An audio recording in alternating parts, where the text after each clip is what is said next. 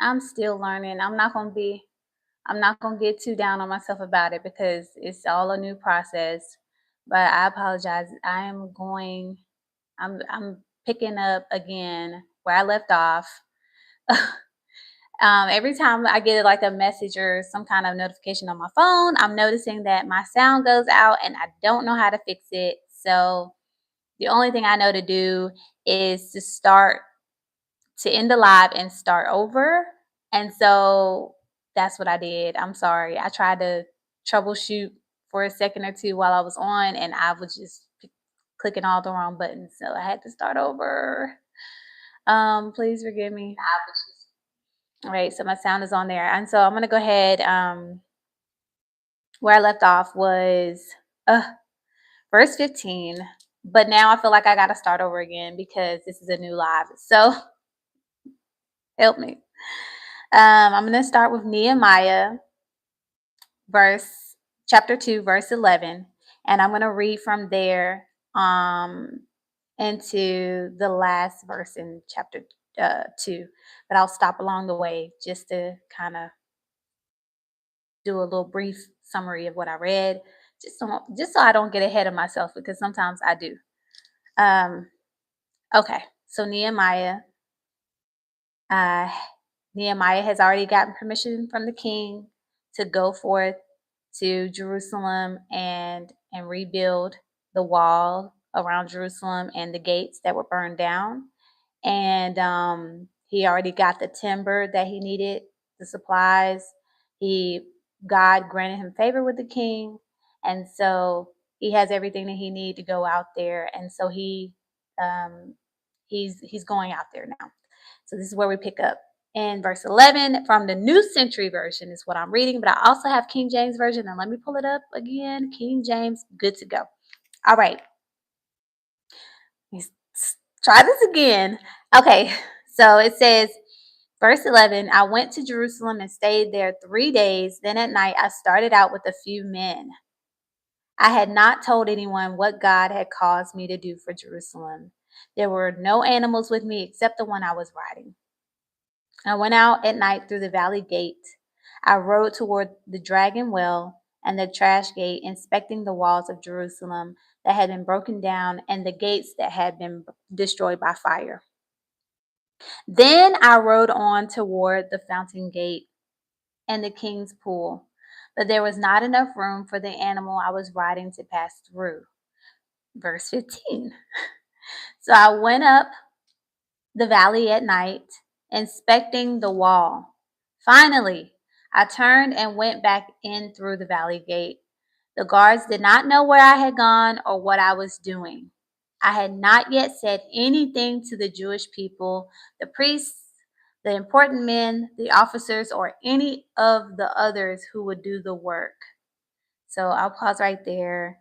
I've just read Nehemiah chapter 2, verses 11 through 16. Nehemiah is now in Jerusalem. He went there and he was there for 3 days. And then he went out to inspect the grounds. He went to go survey the grounds and look at the wall. He was told about it. His brother and the guys who came with his brother to Susa told Nehemiah what was going on and what everything looked like. At this point, Nehemiah is there and he needs to see for himself. But he went out at night, and he took a couple of people with him, took a few men with him, but he had not told anybody about his plan as to why he was actually there. He hadn't said a thing, but he did go out and inspect the walls and the gates, the grounds. And so, verse 17 it says, "Then I said to them, okay, hold on." So we left off where he said that nobody knew what he was doing. Essentially, nobody knew why he was there. It's not like he was making this big old, like riding into the city on horse chariots, like, yeah, we about to get it done. You know, your savior's here. I'm coming to rebuild the walls. Don't worry about it. No, he's not doing all that. He's coming in like in the night. He's coming out there looking at the walls and stuff, nobody's there to even know what he's doing. Um, and so this all seems to be intentional. Um, and maybe I read on it a little bit more. Like it seems that Nehemiah really just needed to see the work that needed to be done, and really kind of that he knew he was going out there to do the work, but it seems that he needed to see for himself, and then he needed to go and tell the people what it is that they needed to do as a whole. So, eh, that's where we're picking up here in verse 17. It says, "Then I said to them, you can see the trouble we have here." Okay, this is after he inspected the grounds and the walls and the gates. "You can see the trouble we have here. Jerusalem is a pile of ruins, and its gates have been burned. Come, let's rebuild the walls of Jerusalem so we won't be full of shame any longer." Verse 18 says, "I also told them how God had been kind to me and what the king had said to me. Then they answered, 'Let's start rebuilding.'" Success.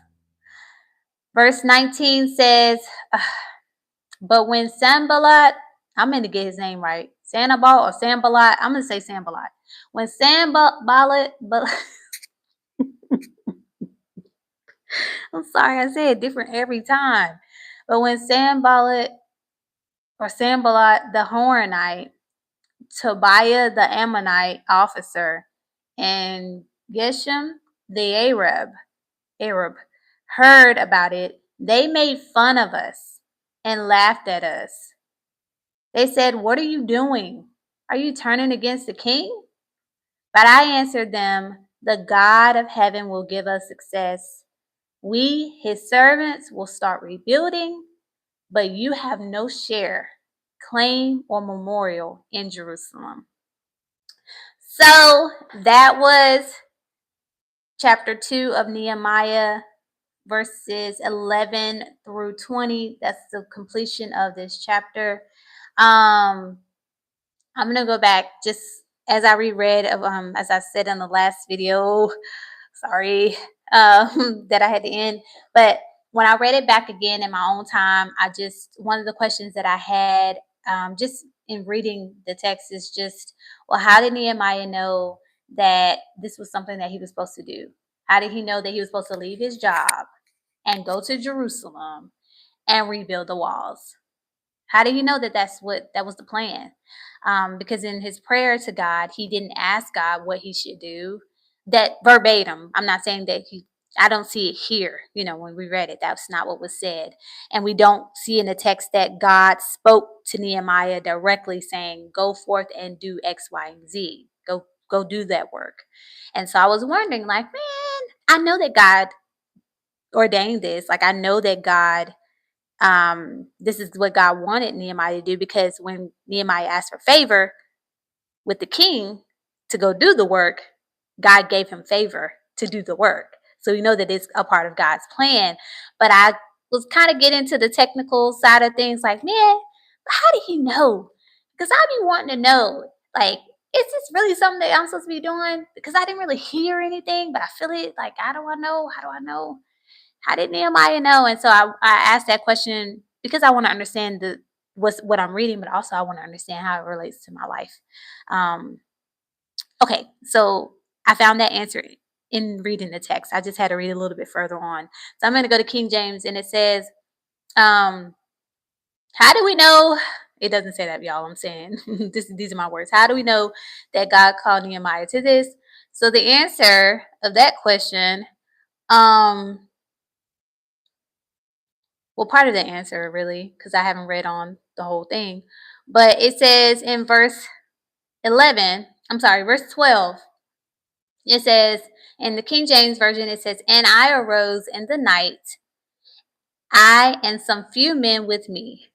Neither told I any man what God had put in my heart to do at Jerusalem." In my Bible, it says, then at night I started out with a few men. I had not told anyone what God had caused me to do for Jerusalem. So the wording is a little bit different in my Bible. It says, what God had caused me to do, which is similar, but I love how it breaks it down in the King James Version. For me, it's easier for me to grasp. I had not, neither told I any man what my God had put in my heart to do at Jerusalem. So that's the answer I'm holding on to. We know that God gave him favor. We know that that was like God answering his prayer. But we also know that even though it doesn't say that Nehemiah explicitly asked God um, what to do about the situation, we know that God is the one that placed it on his heart to do it. So when he became very like saddened by what he heard about what was going on and the status of the grounds and the land and the people in Jerusalem and in Judah, um, we know that it was God. It's God who placed it on his heart so heavily that he had to act. It's not like he went on his own, like, I'm just gonna do this. Like, I got this. Let me go on out there. No. God is the one who stirred him up in such a way that he knew he needed to do it. He knew that it was him. It's me. I gotta go and God, please grant me favor with the king. And so I appreciate that right there in the text. It's just right there that God placed it on his heart to do. And so, for a personal takeaway from myself, just in reading this and getting that answer, um, is that sometimes I'm trying to hear like let me go watch a sermon. Maybe I'll hear a confirmation of what God wants me to do, or I'll just I don't know. That's good too because God speaks to us in different ways. But He also puts things on our hearts. That is another way, per the text, um, that we can tell that that's something that we're supposed to do. And so that was for me near and dear, and I'm taking that and I'm keeping that. So that's the first thing, and then just getting into the last part of chapter 2. Nehemiah was very intentional. He did not. He went about this in a way that's. I read it said that he was just using wisdom and surveying the grounds first before going out and telling everybody all his plans and what he planned to do and rebuild, and also before coming to the people, the leading priests and who else is he saying? He told. Um, the important men, let me go back to King James Version, y'all. So in verse 16 in King James, it says, and the rulers knew not whither I went or what I did, neither had I as yet told it to the Jews, nor the priests, nor the nobles, nor to the rulers, nor to the rest that did the work. So he hadn't spoken to anybody, high, low, or in between. And that's a good takeaway too, though. Like, God puts things on our hearts. Sometimes it's not for us to just go out and tell everybody right away. That's what we see here. Well, Nehemiah was like, okay, I'm gonna go. I'm doing this work. I'm gonna go out there. God has given me what I need. Let me just not be hasty. Let me just see what we got going on. Because I'm gonna have to eventually tell these people, but let me just see what we got going on first. And then he let them know. After he saw everything, then he went to them and said, King James says, I love how it's worded in King James too. He says in verse 17, then said I unto them, ye see the distress that we are in, how Jerusalem lieth waste, and the gates thereof are burned with fire. You see, he basically just told them, like, y'all see that we have a problem here. Like, this is a problem. And I don't have to convince y'all because y'all can see. I just, like, y'all can see it's wide open. Anybody, any of our enemies can come up on us. I mean, God is with us. But this is an issue. And you see it. I mean, come on, y'all see it. So let's just go ahead. Let's just go ahead and rebuild the walls. Let's go ahead on and do what we need to do. So really, it didn't take a whole lot of convincing, but he did follow up with telling them how God was with them. Yeah, now I don't think it hurt to let them know that God has been on my side since the beginning of me asking for favor with the king, and I got favor from the king, and the king was pleased with me, so he let me go. And so I'm thinking that was, you know, Lord help us to understand the way you want us to. But it seems that the letting them know, especially the rulers and the higher powers, if I can say that, letting them know how God has allowed him to have what he needed, and kind of set out the path for him. Yeah, they don't need to be convinced really at that point. So the response from them was like, okay, we're gonna do it. Let's do it. And they said, verse 18, and they said, let us rise up and build. It's just amazing how just one person, how the whole place was just laying in ruins. He could barely get across the grounds with his animal. They said that he couldn't even fit through one place, likely because it was just too much debris or stuff going on out there. He could barely get around the grounds. It wasn't in a good uh it just wasn't in a good space or position. Forgive me for my lack of words, y'all. But he could barely get around that place. And everybody knew it. Everybody knew it needed to be done. But it was him. It was Nehemiah who was supposed to go out there and encourage them and say, hey. And they were on. They were on board. So love it. Love to see it. It was Nehemiah's job. It was his call from the Lord. Nobody else's, Nehemiah's. Of course, he needs their help. But yes. So the last part that I wanted to, the last part that I saw in my study that I highlighted was verse 19. It says, but when Sanballat the Horonite and Tobiah the servant, the Ammonite, and Geshem the Arab heard it, they laughed to scorn. This is King James. It says they laughed us to scorn and despised us and said, what is this thing that ye do? Will ye rebel against the king? So they made fun of Nehemiah and everybody else who said that they were going to go and rebuild. They started, making a mockery of them. Like, okay, y'all gonna, so y'all gonna go rebuild? Okay, so that's what y'all doing. All right, well, they were like making fun of them, likely to discourage them, likely hating on the front line, mad, not really wanting, they don't want to see it come to pass. And so they jumping into action right straight away to discourage them. And I love in verse 20 how Nehemiah responded with confidence in the Lord. He said in King James, verse 20, then answered I them and said unto them, the God of heaven, he will prosper us. Therefore, we his servants will arise and build. I love how I'm grateful for the word and this encouraging word for me, to just have faith in God, even in the face of people being, used, okay, by the devil to act a fool. So even in the face of like just being discouraged, or people having negative comments, or just not really believing in whatever it is that we're called to do. In this case, what Nehemiah and the Israelites and Jewish people were called to do, he still said, listen, God will prosper us. He knows, he has faith. He knows it's going to happen. Like, in this, I know God, the God of heaven, he will prosper us. Not me, because I came out here. It's not about Nehemiah. Nehemiah is just a man, like used by God to get the people together to rebuild. But it's the Lord who's going to allow them to have success in this. And he made that very clear.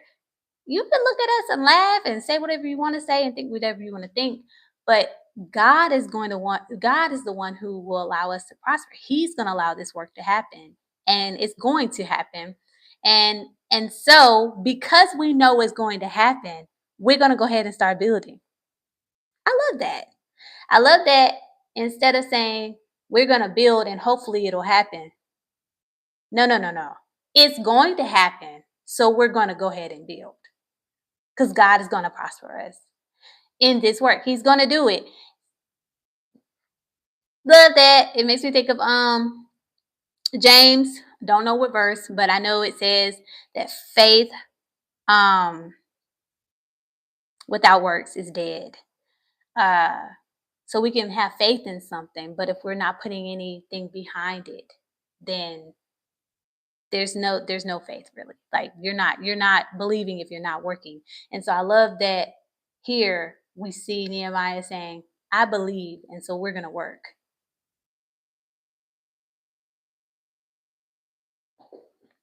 Okay. And so that was the part I also highlighted and took away for myself. And then the last part of that was Nehemiah let them know. But you, it says here, but ye have no portion, nor no portion, nor right, nor memorial in Jerusalem. I love that he made it clear, very clear. You don't believe, that's okay. You don't have this, none of this is yours. Okay? This is not your land. You don't have a share in this. You can't stake claim over this. It's gonna happen. You will have nothing, no part in it and nothing to do with it. You will have no piece of it. Know this respectfully. So love that. Sneak this. Not really a sneak, but it's just telling them what it is. So that was Nehemiah chapter 2. Just finished that out. And yeah, so good, great takeaways. I'm looking forward to going back and reading it again because sometimes you can find, as you read it again and again, I mean, you find different things. So I like to read until I feel like I understand what all happened and I get what I believe, whatever God has for me in reading. So looking forward to reading that again and looking forward to going into chapter 3. Chapter 3 is a little bit on the longer side, so I don't know. Might have to just only cover a certain amount of that on here. Don't know if I'm going to do live again because I might need to take some time to do some tutorials. I'm not sure. But I appreciate y'all. I've seen the chat. I'm not really into the chat thing right now at this moment. I don't know how to work it. I don't know how to get in there. And honestly, I don't even know who all out there. I don't know. Love y'all. Thank y'all for coming though. Appreciate y'all, but don't take it to heart if I don't respond because I don't know how to do all of this and record at the same time. I mean, I'm still trying to figure out how to multitask. So reading the comments and then reading the word, I don't want to get distracted. One day I'm gonna get to a point where I can, but right now, please forgive me. I thank y'all for joining. And oh hey girl, Monique King, you know what? I know, see, I remember you from the Little Black Book days. Yes. Yes. Hey. So I appreciate y'all and hopefully, God willing, we'll come back next Tuesday. And I'm thinking I should probably set an actual time. I usually come on around 8:15, 8-ish. Um, so I'll kind of set that for the time. Don't know if it'll be live because I'm still trying to figure out the kinks, but bear with me. I'm gonna get it. So I hope y'all have a wonderful night. Please be safe out there. Stay warm. God bless y'all. And I'll see you soon. Oh, and please go back and read Nehemiah for yourself. Please read it. And if you want, go ahead and read a little bit of chapter 3 too, just so you can kind of follow along. Okay? Even if you don't join, please just read it. You might get something. I'm believing you'll get something. Okay, bye.